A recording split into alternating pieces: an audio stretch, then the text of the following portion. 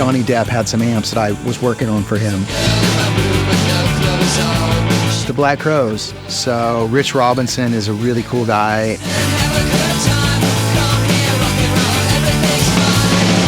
So Muse is a big one, and Matt Bellamy.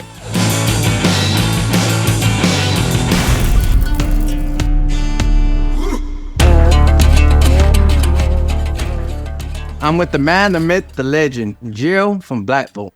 So to get started, talk to me a little about who Gio is. Oh, man. Well, thanks for coming to the shop. I appreciate you. Well, Black Volt started about 10 years ago. I've been going ever since. Before Black Volt, I was basically a full-time musician. So I was always doing gigs. I was playing with orchestras, playing upright bass, playing guitar, doing studio work, touring. Mm-hmm.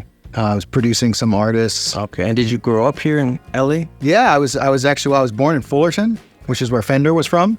So I like to say I was born in the shadows of the Fender factory. So I think it obviously influenced me. I grew up surfing and skateboarding and playing music, ever since I was a kid. Did someone influence you into music, or was it something you always? I think it came natural. In my family history, people played music, but my family's Italian, so I'm 100% Italian. So we have like a long history of Southern Italy. We still have the same house. Our family has the same house there, of furniture making, instrument making, playing music. So it's like been in my blood forever, like making stuff and, woodworking and instrument making. It's kind of crazy when you think about how many hundreds of years back my family has been doing stuff like this. Yeah. Now, what about amps? What is it about amps that you wanted to get started on? Specifically amps. Wow, we're surrounded by amps. Look at this. I mean, amps. What really got me into amps was going into the studio, like being hired as a sideman to go in and play stuff in the studio. I was really obsessed with making sure that the amplifiers and the instruments sounded really good, really great. And so if there was a buzz in an amp, or I felt like there was something wrong, didn't sound right, I started, years before I started Black Volt, I started like taking stuff apart. So I'm kind of a tinkerer. I would take the speaker out and look at the cabinet and glue all the joints, drain like liquid crazy glue into the joints and make sure the baffle boards were all like secured and the grill cloth wasn't rattling. And then I started going into the circuits and trying to figure out the tone circuits and stuff. So years before I really got serious about it, I was just obsessed with the sound of things. And then being in the studio with like bigger bands or producers or whatever and hearing playback and being like, here's your playback, potentially a huge band that's building a record, and, listening to that and really wanting to be proud of what I was recording, really wanting to be like, yeah, that sounds great. So that was partly what led me into it, was being in a full-time music environment, whether it was live or it was in a studio, was trying to make sure that the amps sounded great. But I got to a point where, I got really obsessed with like vintage amps. So because vintage amps are all really expensive and it's like, oh, the holy grail, it's a Fender Tweed Deluxe or a Bassman or whatever. Those amps they're expensive, they're hard to get a hold of, and a lot of them don't really sound great because they've been modified over the years. So I started finding that even if I got some of these holy grail amps, it was like, sort of scratching my head going, this amp is cool, but so maybe I got to change the speaker because it's not the original speaker. Maybe these caps that were changed are a problem. So it was really hard to quantify like what a great vintage amp was supposed to be. So it really led me down that whole rabbit hole of like trying to find really great tone and classic tone. So it's really that sound you're after, something that you had in your head. You couldn't really quite get it. So sometimes, you have to steal your way. Yeah. Your own little it's like, I'm going to build a better mousetrap, man. I think that just that's how businesses get started in general. It's usually like whatever it's in the moment. If you feel like there's a difference or there's a problem, you got to have a solution. And your problem was that there was a certain sound you wanted to have. Right. And then you started creating the sound that you wanted. Right. But it resonated, not just you, it resonated to other people. Right. And that's where a lot of people started coming to you for the amps and this. Right. And you talk about business, it's like sometimes if you do something enough, if it resonates with you and it resonates with other people, it gets traction and you get reciprocity. So, energy comes back at you, right? Mm-hmm. And that's how you want things in your life to be, right? It's like, it's not just put it out there. You want positive energy coming back. I started like repairing and restoring more amps just through friends and word of mouth. So I started actually taking amps apart and working on them more, started learning more and developing it more. But then I met some mentors that helped me kind of take it to the next level.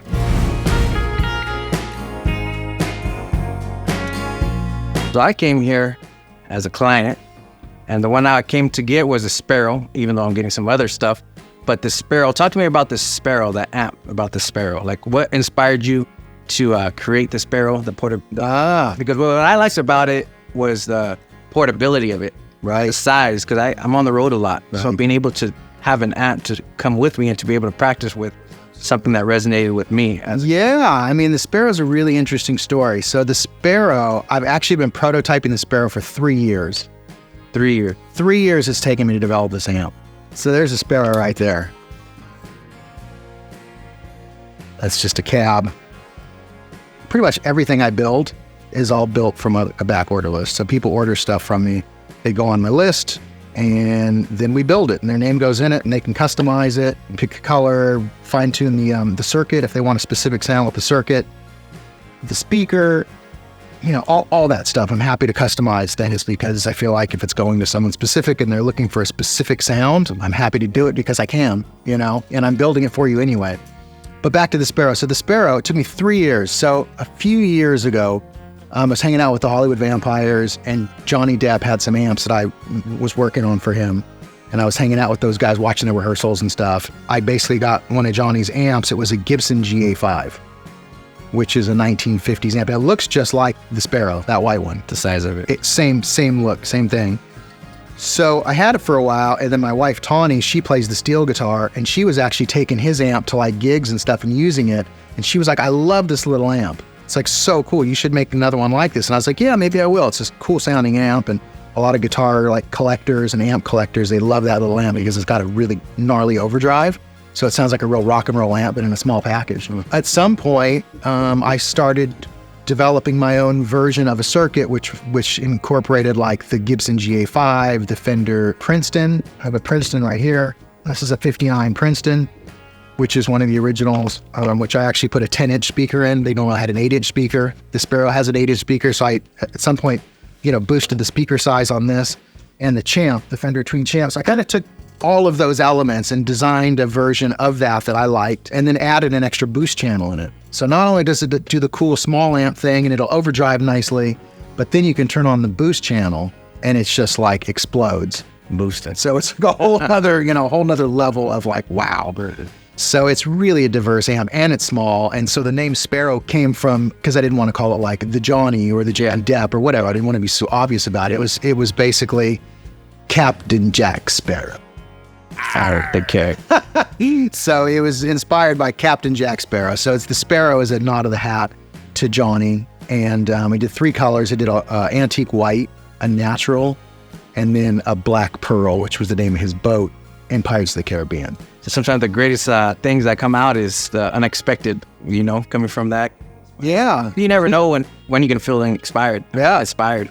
Or expired. Or expired. Inspired. But it was inspired basically by Johnny's amp and Johnny and that small compact thing, and, you know, me wanting to just take that small format and take it to the next level. Yeah.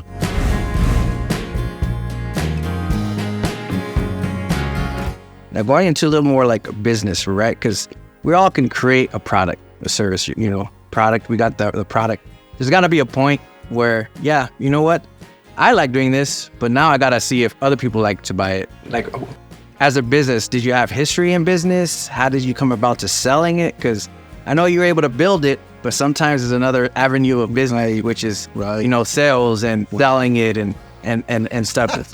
If there was a problem that you had and you solved it for yourself, and that sound that you got, it resonated with other people, but to really make a living out of it, you know, there's the step where now, you know, your first customer, who was your first customer when you got it? But take me to that business journey from when you were done. You're like, you know what? I want to take it to the next level and see if I can make sales and make a living off of it. You know, overall, it happened really organically.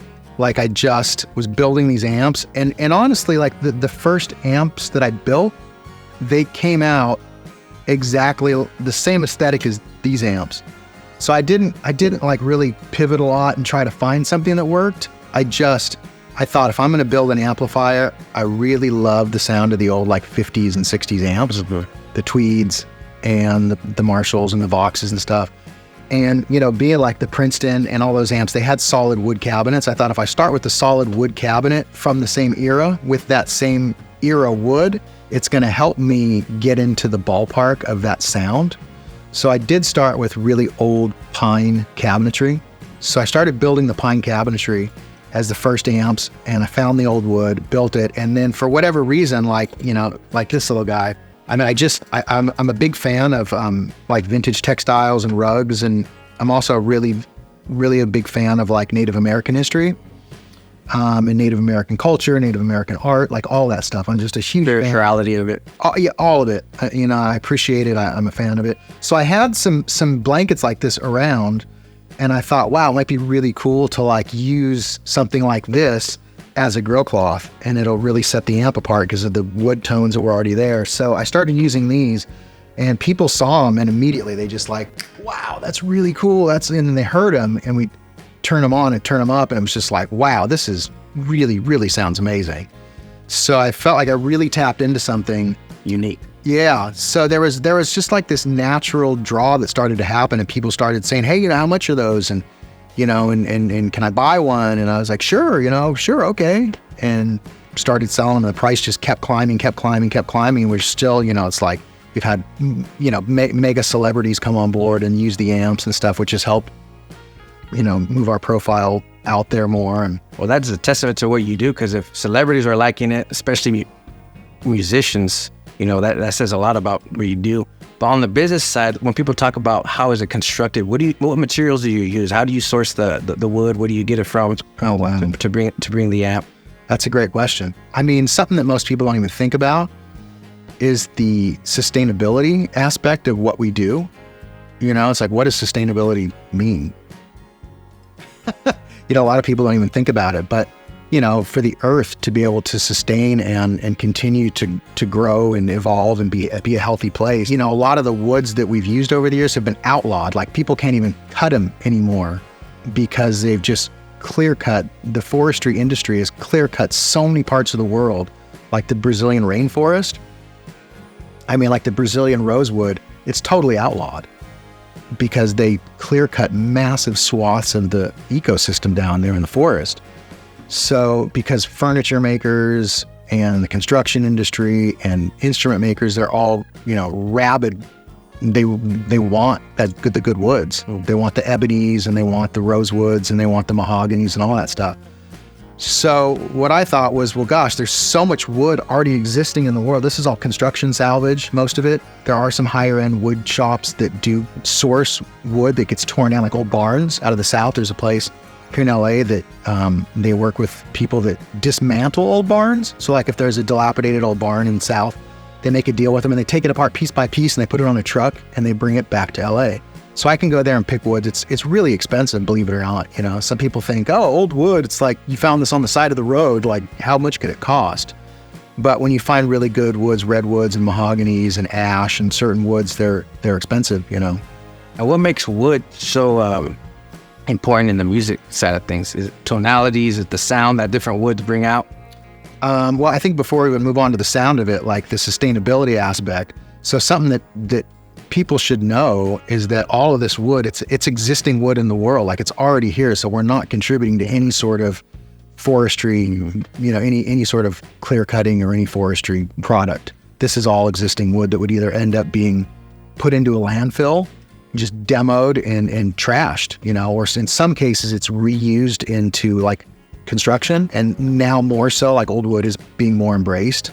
So it's not all being thrown in the trash, but it's basically something that we're not cutting anything new. And even these blankets, almost all these blankets are from the 30s, 40s, 50s, 60s. So this is all stuff that's just existing in the world, and I just source it. It takes time and energy to find this stuff, you know, but I think it's worth it. And not only is it sustainable for our planet, so we're not utilizing new materials, but it's beautiful. You know, it's beautiful stuff. So yeah, that's the wood. But then as far as tone, I mean, another thing people don't seem to really think about too much is, like, if you think about the old instruments, if you take a 1959 Les Paul, it's worth like $500,000 now. The Stradivarius violins, like, you know, 1600, 1700, 1800, you know, they're 300-400 years old now. Those instruments are worth tens of millions of dollars. Man, because of the ages of the wood. Because of the the legend of them and the history of them and how amazing they sounded. I mean, it's a lot of different things that contribute to why an instrument's worth so much. But yeah, like a lot of these old instruments, they're worth so much because they have a certain sound and a certain feel and a certain look. And, you know, if you're trying to make a new instrument, in my opinion, I want to try to reach for that tonality because that's more inspiring to me most of the time because I'm more into that feel and that sound and that vibe. And most of the classic stuff we've grown up hearing through the, 40s, 50s, 60s, all that stuff, it was all on those type of instruments with those type of materials. So I'm like, if I can get that old wood and build some of these instruments out of old wood, it's like, why not? You don't only build amps, you're building guitars. Yeah. And you're building my guitar as we speak right now. Yeah, I mean, this is like 150-year-old Sequoia redwood. It's a really old piece of wood. It's a nice piece of art right there. Oh, man, if you look at the grain, it is so tight, man. It is so tight. It's like that wood, that tree was probably 300 years old before it was even cut, 100-ish years ago. Can't wait to get the hands on one of these. And it's light. It's light as a feather. Can see it. That thing weighs like 5 pounds. Now, for like your clients, like your current clients, how do you engage with your clientele right now? Is it through online, just word of mouth? Believe it or not, it's mostly word of mouth and social media. I mean, we don't really do hardly any advertising, and we have very few dealers. We have one dealer that's been a constant for us in Chicago, SS Vintage, Scott Silver, who's really been with us for years now. And he's actually the guy that but he ran the Chicago Music Exchange, which is like a mecca in the music business. He started the Chicago Music Exchange, or ran it for many years. I guess he owned it. I don't even know. But he built it up to be what it was, and then he sold it for millions of dollars a few years ago. And he opened his own private boutique. So Scott Silver became SS Vintage. Oh, okay. So he saw my stuff one year at a NAMM show and was freaking out. I said, I only sell vintage gear, but I love this stuff. This is amazing. So he's been carrying my stuff ever since. So he's one of the few dealers that I do work with. And I have like a distributor in Japan. The Japanese seem to do really good with this stuff, which is cool because they really appreciate this kind of detail. So otherwise, it's just word of mouth. People either go to our website and order, or they'll call me or send me an email and just start the process. And that's rosewood, by the way. One piece of rosewood. Nice. What are some of the biggest bands you worked with, or some of the celebrities that you've worked with that you enjoy? Some like one of the more recent ones that I've been working with is some of the Black Crowes. I love the Black Crowes. Yeah, the Black Crowes. So Rich Robinson is a really cool guy and a legend, and I made him a guitar and an amp. And then one of the other guitar players from the Black Crowes, Isaiah Mitchell, made him a couple amps. Another great guy, great player. Nico, he's amazing. Now he's playing with them. So, I mean, all these guys are just amazing. But Rich Robinson. Black Crow, Joe Perry, yeah. Johnny Depp. Yeah. Another big band that I work with. I met them through a producer named Rich Kosty.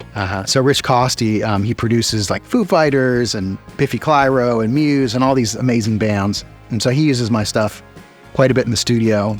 And they did the last Muse record, and they used the amps. It sounded amazing. And I got to go to Bob Dylan's old studio in Malibu. It was Shangri-La, which Rick Rubin now owns it. But I got to go and help him get all set up and bring a bunch of amps and everything. So Muse is a big one, and Matt Bellamy, which I love the band. They're awesome and they're so unique. But they did like a big interview in like Guitar Player magazine when the record came out. So they're like, how'd you get this tone on this one song? It's really a great tone.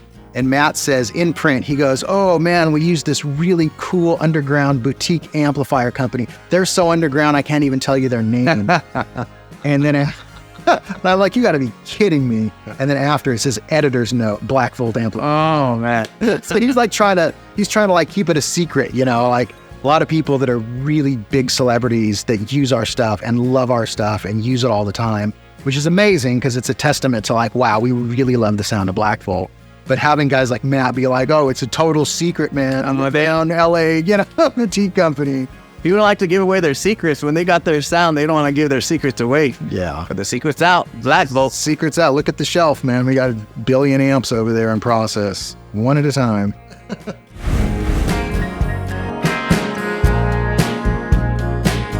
You did all that in the past. Now, what does Black Volt look like in the future? What are you planning on? Is there anything specific that you have planned for the future, or just still making amps? I think when I think about the future of Black Volt, I think one of the key things is keeping it organic and keeping it focused, because there's been points over the last 10 years as I've been building this where we'll pick up like a distributor and a few more dealers, and like all of a sudden it's like, oh my God, we've got like 50 amps ordered, and it becomes really chaotic. I'll hire another guy or two, problems happen, the quality sort of doesn't stay the same, So, it's at a point right now where we're not like some huge company, even though we have like a really global reputation.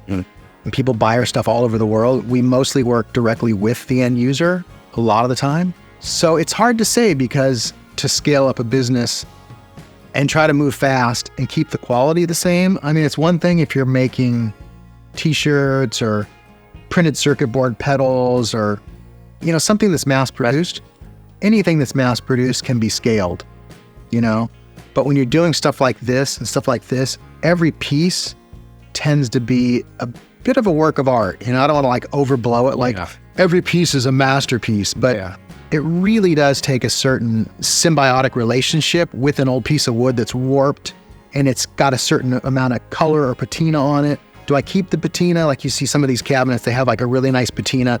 I'll leave the color sometime and try to make it look like it was originally this piece of wood as a cabinet from 1940 and touch the paint back up in it. And all of that really takes a relationship with each piece and respecting that process throughout from the beginning to the end of the process. So it is an artistic process. So it's hard to say where Black Volt would go exactly, And that's one of the reasons why I purchased the Black Volt, just through word of mouth, and just knowing that I can shake a hand to someone who actually made it. It's something you can't really do. I can walk into another store and I don't know who built it. Or how even with like bigger established companies, like if you go to, you want to buy a Fender amp. If you're buying a Fender amp in this day and age, it's a deluxe reverb reissue. Hey, it's only $1,500. It's like, it's not that expensive, but they've made, 1 billion of those in the last week, I mean, however many they stamp them out. Yeah. It's like, it's cool. It's a cool amp, but it is mass produced and there is nobody,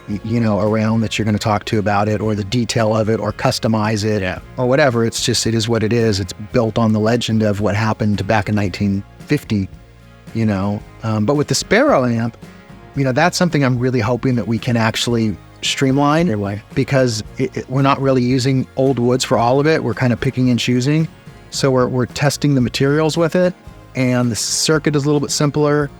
And it does seem to be a piece that I can move faster, It's like that sweet spot. Yeah. So I'm hoping that the Sparrow, also the price point on the Sparrow, it's $1,599. So it's the cheapest amp that we make. It's the most, economic priced amp. That's what I've noticed with the Sparrow. I was like, that might be the right price point. Yeah. And believe it or not, now that it's done and it's unveiling itself to us as it's finally like, wow, we're learning what this amp is and what it's capable of. It's kind of amazing because it's great for home. It's great for the studio. You can actually take it to gigs and put a mic in front of it and go through the system. It is really a formidable little amp that can do almost everything with fantastic tone. It's unbelievable. That's great. It's really an unbelievable amp. So I'm hoping that this amp, as we start to unveil it to the world and share it more, it'll really be something that we can make more of and share more on a mass level, where these ones are more precious and more specific, and it's still the Crazy Horse and whatever. So the Sparrow. The Sparrow. Now on that note, where can someone who's watching this learn more about the Sparrow, where to purchase the Sparrow or any of your apps? Pretty much just go to our website. It's www.blackvoltamplification.com. And everything, for the most part, everything's there. Some things we don't really offer on the website. A lot of it's custom, like these bigger amps, the Brooklyn Special or the bass amps. Those are all through word of mouth. If someone sees them and says, hey, what's up with that big, amp I saw, or social media post or whatever. So we do them, but we don't really offer them on the website. But for the most part, the website. Give you a call. Just give you a call. You can make something work. To give me a call or just go to the website. Most everything's there. Also, everything's pretty customizable on the website. So at this point, to try to help me not be on the phone with people all the time, or be emailing people all the time. The Crazy Horse Custom, you could actually go on the website and like choose if you want a leather handle, it's an extra $100. If you want like a vintage grill cloth instead of reproduction, it's an extra upcharge. If you want a specific speaker, you can pick that speaker. If you want a specific type of wood, like you can really customize the amp on the website to save us the time of having to really talk through everything with people, because it does take a lot of time to sit and talk with folks. I can spend an hour or two on days just talking with people on the phone, which means I'm not here actually building something. My favorite thing to do is to actually build stuff. So I try to, not run the business, even though I have to run the business somewhat. I try to focus on building inspiring tone tools. So do you run everything in the business, or did you say you have some helpers on that finance side of things? Or for the most part, yeah, I run everything. My wife helps me out a bit. She tries to help me with a little bit of the marketing and some of the email stuff and some of the artwork, and she helps me with some of that stuff. And I do, as far as my team, I have about 4 guys that work with me, so I have some help in the wood shop and some help on the circuitry stuff, and then some help, just kind of general help. Well, I just want to say I drove a couple hours here. It's a great pleasure to give us a tour to your place, and I really appreciate it. And thank you for your time. Yeah, my pleasure. Thank you. Thanks for coming, and thanks for being a part of the Black Volt story, man.